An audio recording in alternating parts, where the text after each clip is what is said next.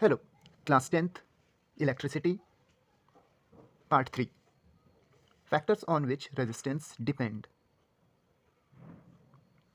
Okay, of a wire. हम एक wire shape की यहाँ पे बात करेंगे और उसमें भी हम स्पेशली अभी मेटल्स के बारे में बात करेंगे, क्योंकि रेजिस्टेंस इंसुलेटर्स का भी हो सकता है, सेमीकंडक्टर्स का भी हो सकता है, क्योंकि रेजिस्टेंस किसी ऑब्जेक्ट का होगा। लेकिन स्पेसिफिकली यहाँ पे हम बात करेंगे किसी वायर का रेजिस्टेंस, और वो भी किसी मेटेलिक वायर का रेजिस्टेंस। तो रेजिस्टेंस डिपेंड्स अपॉन 4 फैक्टर्स।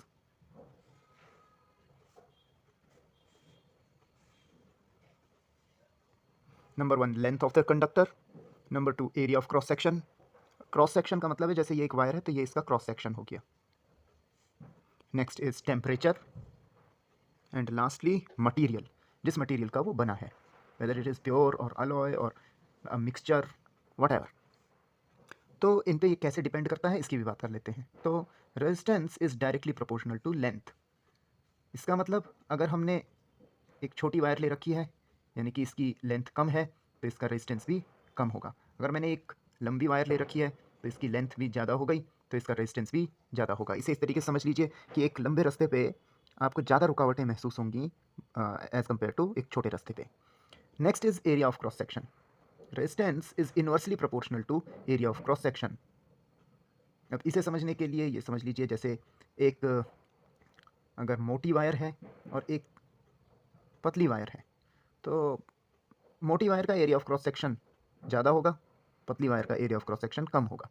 तो मोटी वायर का एरिया ऑफ क्रॉस सेक्शन ज़्यादा है तो ये इन्वर्स रिलेशन में है, तो यहाँ रेजिस्टेंस कम होगा, और अगर एरिया ऑफ क्रॉस सेक्शन कम है तो यहाँ रेजिस्टेंस ज़्यादा होगा। इससे हमें ये चीज़ भी पता चलती है कि ओके, इसे कोरिलेट कर सकते हैं हम इस चीज़ से कि जैसे एक चौड़ा रास्ता है और एक संकरा रास्ता है, तो चौड़े रास्ते में हमें रुकावटें कम महसूस होंगी और संकरे रास्ते में रुकावटें ज़्यादा महसूस होंगी। Next is temperature. इसके लिए कोई ऐसा डायरेक्ट प्रोपोर्शन या इन्वर्स प्रोपोर्शन जैसा कुछ नहीं है। हाउएवर फॉर मेटल्स, ये आप याद रख लें, और मैं मेटल्स कह रहा हूँ, कंडक्टर्स नहीं। ग्रेफाइट कंडक्टर है पर वो मेटल नहीं है, ये सिर्फ मेटल के लिए एप्लीकेबल है। For metals if temperature increases then resistance also increases. इसमें आप कह सकते हैं कि ये भी तो डायरेक्ट प्रोपोर्शन हो सकता है, ये डायरेक्ट प्रोपोर्शन नहीं होता, ये एक इक्वेशन के फॉर्म में एक रिलेशन होता है। तो सिंपली ये बढ़ता है, डायरेक्ट प्रोपोर्शन में नहीं बढ़ता, बट कुछ और रिलेशन है जिसके थ्रू बढ़ता है, और वो रिलेशन क्लास 10th के स्कोप से बाहर है। And in the same way अगर टेम्परेचर घटेगा तो रेजिस्टेंस भी घटेगा। मैं इसके एक्सप्लेनेशन पे नहीं जाऊँगा कि ऐसा क्यों होता है, just keep this in your mind. और अगर तब भी अगर आप हाईली क्यूरियस हैं तो इसी टॉपिक पे क्लास 12th के लिए मेरा वीडियो देख लीजिए, उसमें एक्सप्लेनेशन है, बट यहाँ मैं टाइम वेस्ट नहीं करना चाहता इस पर। And last thing is material. इसके लिए ना कोई सिंबल है, however a kind of symbol हम आगे देखेंगे, लेकिन फ़िलहाल ऐसा कुछ नहीं है।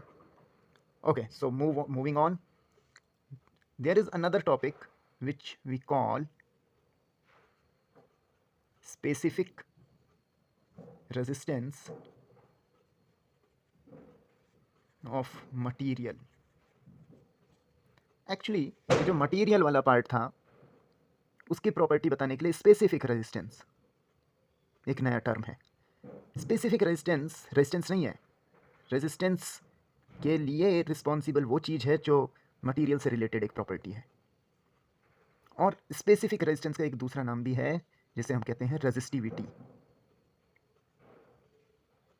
दोनों नाम याद रखना ऑफ मटेरियल। इसका सिंबल है ये ग्रीक अल्फ़ाबेट है जिसे कहते हैं रो। आपको इसे रो बोलने की ज़रूरत नहीं है, आप इसे रेजिस्टिविटी ही बोलो। जैसे रेजिस्टेंस के लिए सिंबल है आर, तो आप उसे आर ना बोल के रेजिस्टेंस ही बोलते हो, तो वैसे ही इसे रो बोलना है। रो इसका नाम है, लेकिन इसे रेजिस्टिविटी बोलना है। जब आप इसे देखो तो आप रेजिस्टिविटी बोलो। ओके, इसकी डेफिनेशन हम बाद में निकालेंगे, उससे पहले ये टॉपिक आया कैसे इस पे बात करते हैं। तो since resistance of a wire R is directly proportional to L and inversely proportional to A, मैंने इन दोनों रिलेशंस को कंबाइन करके यहाँ लिख दिया।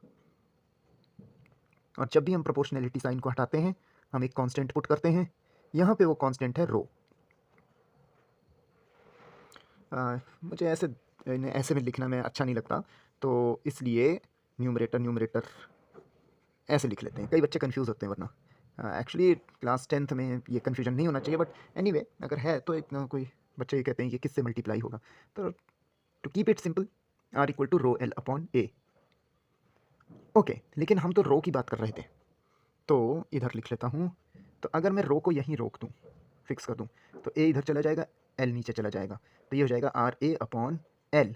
ये रो के लिए एक्सप्रेशन हो जाएगा, रेजिस्टिविटी का एक्सप्रेशन। और एक चीज़ और, इसकी यूनिट, रो की यूनिट आप डायरेक्ट लिख सकते हैं, पर मैं निकालना भी सिखा देता हूँ। रेजिस्टेंस की यूनिट ओम, एरिया की यूनिट मीटर स्क्वायर, लेंथ की यूनिट मीटर। मीटर से एक पावर कैंसिल हो जाएगी, इसलिए रो की यूनिट ओम मीटर आ जाएगी। अगर याद रख सकते हो तो डायरेक्टली याद रख लो, और वरना निकालने के लिए बहुत सिंपल है निकालना। जस्ट ये आर हम जानते थे तो ओम लिख दिया, एरिया की मीटर स्क्वायर होती है, एल की मीटर होती है, कैंसिल कर लिया। Ohm meter is the unit of resistivity. अब अलग अलग मेटल्स की अलग अलग रेजिस्टिविटीज़ होती हैं, सबकी आपको याद नहीं कर, बट आपको एक रफ आइडिया याद रखना है कि मेटल्स के लिए या कहीं गुड कंडक्टर्स के लिए जो रेजिस्टिविटी होती है उसका ऑर्डर 10 की पावर माइनस 6 से 10 की पावर माइनस 8, ये और कम होता जा रहा है, इस रेंज में होगी। इनफैक्ट कुछ अलॉयज़ होते हैं जिनमें से एक है नाइक्रोम, उसके लिए रेजिस्टिविटी की वैल्यू 100 इंटू 10 की पावर माइनस 6, जिसे हम लिख सकते हैं 10 की पावर 2 मल्टीप्लाई बाई 10 की पावर माइनस 6, जिसे हम लिख सकते हैं 10 की पावर 2 माइनस 6, और जिसे हम लिख सकते हैं 10 की पावर माइनस 4 ओम मीटर। ये नंबर कम नहीं हो रहा है, ये बढ़ रहा है एक तरीके से। माइनस में जितना छोटा नंबर होगा उतनी बड़ी वैल्यू होगी। तो नाइक्रोम की बहुत ही हाई रेजिस्टिविटी होती है। रेजिस्टिविटी का मतलब ये भी नहीं है कि उससे करंट फ्लो नहीं होगा, उससे करंट फ्लो होगा, लेकिन करंट को रुकावट मिलेगी। तो यहाँ पे क्वेश्चन ये बन सकता है कि फिर इंसुलेटर्स क्या होते हैं? इंसुलेटर से करंट फ्लो ही नहीं करेगा, क्योंकि जो इंसुलेटर्स होते हैं, ये मुझे लिखना चाहिए था अलॉयज़, तो जो अलॉय होंगे उनके लिए लगभग ये ऑर्डर होगा। और इंसुलेटर्स वैसे बैड कंडक्टर कहना चाहिए, बिकॉज इंसुलेटर बहुत ही आइडियल नेम है। तो इनके लिए 10 की पावर 12 और इवन ग्रेटर देन, ऐसे कर देते हैं, ग्रेटर देन 10 की पावर 12, ये प्लस में आ गया, बहुत बड़ी वैल्यू है इस ऑर्डर में, तब ये बैड कंडक्टर्स होंगे, इंसुलेटर्स होंगे। तो नाइक्रोम तो इसके कंपैरिजन में बहुत ही कम है, लेकिन जो अच्छी मेटल्स हैं जो अच्छा कंडक्ट कर रही हैं उनके कंपैरिजन में बहुत ज़्यादा वैल्यू है ये। तो इसलिए रेजिस्ट करता है, इस वजह से हीट हो जाता है, इस वजह से जो नाइक्रोम है उसे हीटिंग एलिमेंट के रूप में यूज़ किया जाता है हीटर्स में, और जितने भी हमारे हीटिंग अप्लायंसेस हैं मोस्टली उनमें। ओके, अब ये कोई रेजिस्टिविटी की डेफिनेशन नहीं थी, ये एक्सप्लेनेशन था। तो डेफिनेशन क्या है? तो डेफिनेशन निकालने से पहले थोड़ा सा यहाँ पे जगह है, यहाँ पे कुछ थोड़ा सा हम मैथमेटिकली कुछ कर लेते हैं इसे। अगर मैं एरिया एक ऐसा कंडक्टर लूँ जिसका एरिया 1 मीटर स्क्वायर हो, which is ideally we can make it, लेकिन एक्चुअल में ऐसी कोई वायर नहीं होती 1 मीटर स्क्वायर जिसका एरिया हो और लेंथ 1 मीटर हो। ये वैल्यू अगर हम रख दें, ए की जगह भी 1 हो जाएगा, एल की जगह भी 1 हो जाएगा, तो जो रेजिस्टिविटी होगी वो आर के बराबर हो जाएगी न्यूमेरिकली। आगे यूनिट्स भी हैं, ऐसा नहीं है कि इसकी यूनिट बराबर हो गई, ये न्यूमेरिक वैल्यू है। न्यूमेरिकली रेजिस्टिविटी उस रेजिस्टेंस के बराबर है जबकि conductor 1 meter square area of cross section का लिया जाए और 1 मीटर लेंथ का लिया जाए। So it can be defined as resistivity of the material of a conductor is numerically equal to the resistance offered by its 1 meter square area of cross section and 1 meter length portion. And most importantly, जैसे resistance था वो इन 4 चीज़ों पे depend करता था, जो specific resistance है it is independent of, rho is या कहें resistivity independent of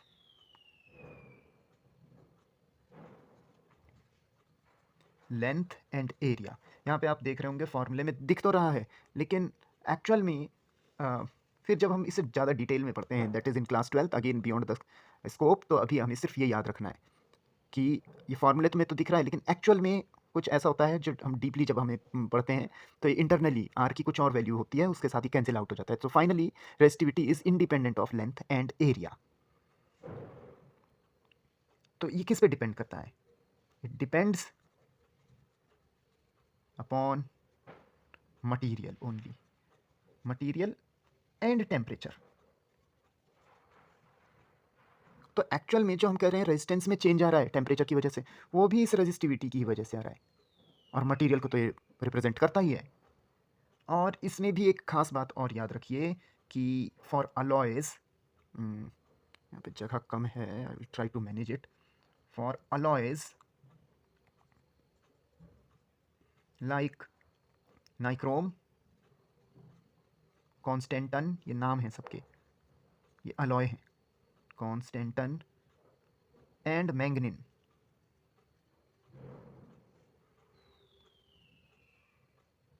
row doesn't change with temperature, with temperature। मैं चाह रहा था सारा इसी में आ जाए, इसलिए यहीं पे फिक्ट कर रहा हूँ। तो ये है रेजिस्टिविटी की डेफिनेशन, तो हो गई क्लियर कि रेजिस्टिविटी उस रेजिस्टेंस के बराबर है जो 1 metre area of cross section और 1 मीटर लेंथ का पोर्शन ऑफर करता है रेजिस्टेंस। और जो रेजिस्टिविटी है वो इंडिपेंडेंट होती है लेंथ एंड एरिया के, यानी कि अगर कभी मैं किसी वायर कॉपर के, मान लिया कॉपर की मैं छोटी वायर लूँ चाहे बड़ी वायर लूँ, रेजिस्टिविटी हमेशा सेम रहेगी, रेजिस्टेंस चेंज हो जाएगा। और रेजिस्टिविटी डिपेंड करती है मटेरियल पे और टेम्परेचर पे, लेकिन जैसे ये कुछ अलॉय है नाइक्रोम, कॉन्स्टेंटन और मैंगनीन, इनकी रेजिस्टिविटी भी डिपेंड नहीं करती है टेम्परेचर पे। बहुत हाई टेम्परेचर चेंजेस के बाद वो थोड़ा बहुत चेंज होना स्टार्ट हो जाता है। Next is heating effect of current. तो इसे मैं दो पार्ट में डिवाइड कर रहा हूँ, एक हीटिंग थ्रू हीटिंग एलिमेंट। कई बार आप लोगों ने सुना होगा प्रेस का एलिमेंट ख़राब हो गया, या हीटर के एलिमेंट की वायर ले रहे हैं, तो साइंटिफिकली अजीब सा लगता है। एलिमेंट तो वो हो गया, एटम्स वगैरह की बात आ जाती है, element free substance, pure substance. तो क्या है यहाँ कहने का मतलब? तो हीटिंग एलिमेंट अपने आप में स्पेसिफिक नाम है, स्पेशली फॉर अलॉयज़। ओके, दूसरे साइड प्योर मेटल्स। तो अलॉयज़ में हमारे पास हैं, जैसे वंस अगेन पहले जैसे नाम लिए हैं हमने, नाइक्रोम, कॉन्स्टेंटन, मैंगनीन। कभी कभी कॉन्स्टेंटन को ही यूरेका भी कह देते हैं। ओके, प्योर मेटल्स में हमारे पास हैं एल्यूमिनियम, सिल्वर, कॉपर। अब ये कहाँ यूज़ होते हैं? दीज आर, अच्छा, अलॉयज़ में एक और होता है solder. This is not heating element, पर क्योंकि अलॉय की बात कर रहे हैं इसलिए इसे भी मैं यहाँ इंक्लूड कर रहा हूँ within bracket. Okay, aluminium, oh sorry, मैंने सिल्वर लिखने के लिए ऐसा ही लिख दिया था तो सिलिकॉन हो जाता। एल्यूमिनियम, सिल्वर, कॉपर, और एक स्पेशल मेटल है टंगस्टन, सिंबल W। ओके, तो इसमें एक एक की बात कर लेते हैं। ये हीटिंग एलिमेंट में यूज़ होता है, और सोल्डरिंग के लिए यूज़ होता है। ये जो अलॉय होता है सोल्डर के बारे में, इनमें ब्रीफली मैं बता रहा हूँ, ये ऐसे आते भी नहीं आएगा, भी तो बहुत ब्रीफली आएगा। सोल्डर जो होता है, इसका जो मेजर कंपोनेंट होता है वो होता है लेड और टिन, मेजर कंपोनेंट और भी होते हैं। तो इसका जो मेल्टिंग पॉइंट होता है वो लो होता है, इसलिए ये अलॉय बनाया जाता है। इंडिविजुअली इनके मेल्टिंग पॉइंट हाई होते हैं, लेकिन जब मिक्स कर दिया जाता है, सोल्डर बना दिया जाता है, तो मेल्टिंग पॉइंट बहुत लो हो जाता है, और करीब 150 और 200 डिग्री सेल्सियस पे ये मेल्ट होना स्टार्ट हो जाता है। Okay, next nichrome, constantan, manganin या यूरेका। ये जिन मटेरियल्स के बने होते हैं, जैसे नाइक्रोम पता है चल रहा है निकिल का, क्रोमियम का, ये मिक्सचर होता है, और मैंगनीज का होता है आई थिंक। तो इनके इंडिविजुअल जो एलिमेंट्स हैं उनकी रेजिस्टिविटी बहुत लो होती है, लेकिन जब इन्हें ऐसा बना दिया जाता है, ऐसा अलॉय बना दिया जाता है, तो इनकी रेजिस्टिविटी हाई हो जाती है। तो इसलिए ये एक रेजिस्टर की तरह काम करते हैं, एक रेजिस्टेंस वायर की तरह काम करते हैं, और क्योंकि इनका रेजिस्टेंस ज़्यादा होता है इसलिए ये हीट करते हैं। वहीं दूसरी तरफ ये प्योर मेटल्स, ये कहाँ यूज़ होते हैं? तो एज़ पर रिक्वायरमेंट ये फ्यूज़ वायर के लिए यूज़ होते हैं। इसमें कुछ कॉन्ट्राडिक्शन हो सकते हैं, लेकिन अलग अलग सर्किट्स के लिए अलग अलग वायर यूज़ होती है। मोस्टली सिल्वर वायर यूज़ होती है, लेकिन ये बहुत ही डेलिकेट होती है, इस वजह से इसे नहीं, कुछ जगह कॉपर और कुछ जगह एल्यूमिनियम भी यूज़ किया जाता है।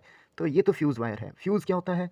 फ्यूज़ एक ऐसा इलेक्ट्रिक सर्किट में एक ऐसा टूल है कि जो हमें शॉर्ट सर्किटिंग और ओवरलोडिंग से, अगर सडनली करंट राइज हो रहा है तो उस चीज़ से बचाता है।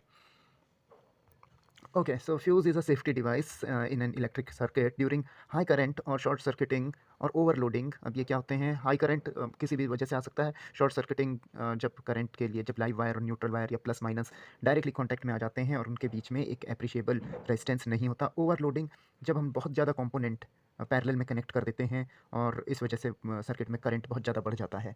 It prevents rest of the circuit by melting itself and disconnecting the circuit, melting itself।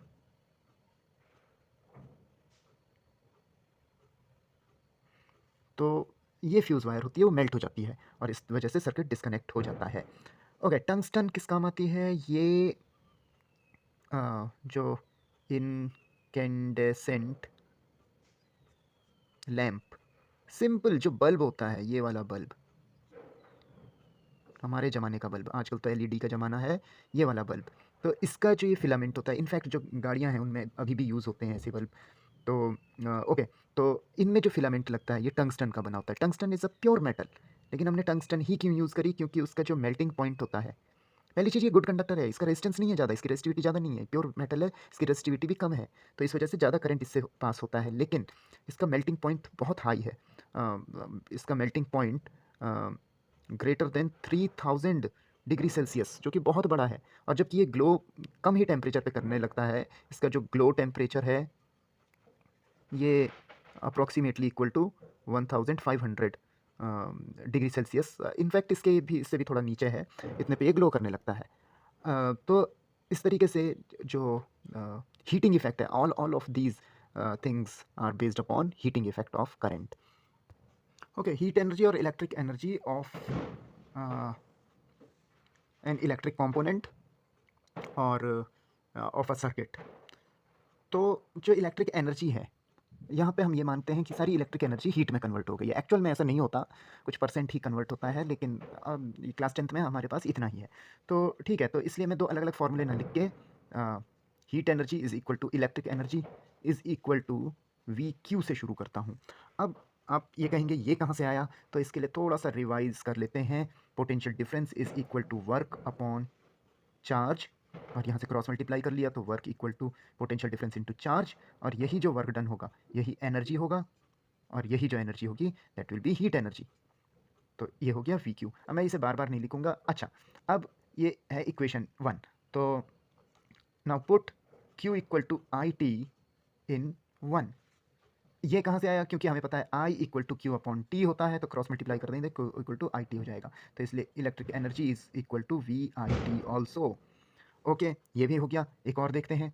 अब ये दूसरी इक्वेशन हो गई। Now put V equal to I R, ये तो हमें पता ही है, ये ओम्स लॉ है। E इक्वल टू फिर हो जाएगा आई आर, फिर आई टी, अभी कुछ मत लिखिए इसे। E इक्वल टू ये हो गया आई स्क्वायर आर टी, ये हो गई इक्वेशन 3। तो हम जानते ही थे, तो इसलिए इसे मैं साइड में लिख नहीं रहा हूँ। एक चीज़ और, I का एक और फॉर्मूला हो सकता है, क्योंकि V equal to I R होता है, तो I equal to V upon R भी होगा। तो यहाँ पे रख देते हैं put I equal to V upon R, तो E इक्वल टू हो जाएगा V square upon R square, R T, R से एक आर कैंसिल हो जाएगा, तो E का एक और फॉर्मूला हो गया V square T upon R. ये हो गया इक्वेशन 4।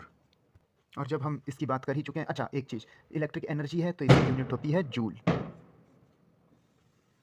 ओके, अब दूसरी तरफ ये एक होता है इलेक्ट्रिक पावर।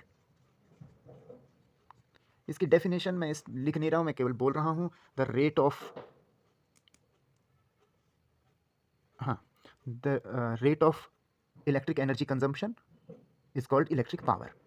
तो जैसे हम कहते थे रेट ऑफ डूइंग वर्क, तो यहाँ वर्क नहीं, यहाँ एनर्जी कहा जाएगा, consumption of energy. The rate of energy consumption in an electric circuit is called electric power. तो P इक्वल टू हो जाएगा एनर्जी अपॉन टाइम। आप इसे H अपॉन टी भी लिख सकते हैं, तो बात एक ही है। तो यहाँ से एक फार्मूला और भी निकलता है, energy equal to power into time. अब ये सारे फार्मूले इसमें पुट करते जाओ। E की जगह V Q upon T, E की जगह V I T upon T, T से टी कैंसिल, तो खाली बच गया वी आई। एक और I square R T upon T, T से T cancel, I square R बच गया। एक और V square T upon R, इसके अपॉन में टी, तो वी स्क्वायर अपॉन आर बच गया। रिमेंबर इलेक्ट्रिक पावर की यूनिट वॉट होती है और जूल पर सेकंड भी होती है। वॉट को डब्ल्यू से शो करते हैं, वर्क मत समझ लेना। तो वर्क वॉट हो गया और जूल पर सेकंड इसकी यूनिट हो गई। एनर्जी की यूनिट मैंने पहले ही बताया जूल होती है। जूल के अलावा जैसे पावर इनटू टाइम है तो वॉट सेकंड भी हो जाएगी, वॉट पर सेकंड मत करना, वॉट सेकंड। और एक और स्पेशल जिसे हम कमर्शियल यूनिट कहते हैं वो भी होती है। अगर मैं पावर को देखिए, वो इसकी नहीं होती, वो इसकी होती है कमर्शियल यूनिट, ये पूछी जाती है, इसमें बहुत कन्फ्यूज़न होता है। तो एनर्जी की कमर्शियल यूनिट होती है, commercial unit of energy is जब पावर को किलो वाट में यूज़ किया जाएगा, मेज़र किया जाएगा, और टाइम को आवर्स में, तो kilo watt hour is commercial unit. और 1 kilo watt hour is equal to 3.6 into 10⁻6 joule. अब ये क्यों होता है? क्योंकि अगर आप इसे एक्सपेंड करेंगे तो 1 किलो वाट का मतलब है 1000 वाट, और आर का मतलब है 60 इंटू 60 सेकेंड, और वाट इंटू सेकेंड जूल के बराबर होता है। तो ये हो जाएगा 6 और उसके पीछे 5 जीरो, वाट सेकेंड जिसे हम जूल कहेंगे। और इसमें अगर इसे 3.6 कर दोगे तो इंटू 10⁻6 लग जाएगा। 1 2 3 4 5 5 यहाँ तक आ गया। आप इसे लिखते 36 इंटू 10, और एक डेसिमल यहाँ पे भी है, ये इधर चला जाएगा तो ये 3.6 इंटू 10⁻6 हो जाएगी, एक पावर बढ़ जाएगी। सो नेक्स्ट वीडियो में हम इन दोनों टॉपिक्स पे रिलेटेड न्यूमेरिकल्स करेंगे। और अभी इसमें एक चीज़ और रह जाती है, सीरीज़ एंड पैरेलल कॉम्बिनेशन। उसके लिए मैंने एक दूसरा भी वीडियो बनाया है, बट अगर ज़रूरत पड़ेगी तो मैं एक फोर्थ पार्ट बना दूंगा जिसमें सीरीज़ और पैरेलल कॉम्बिनेशन को डिस्कस किया जाएगा। So that's all, bye.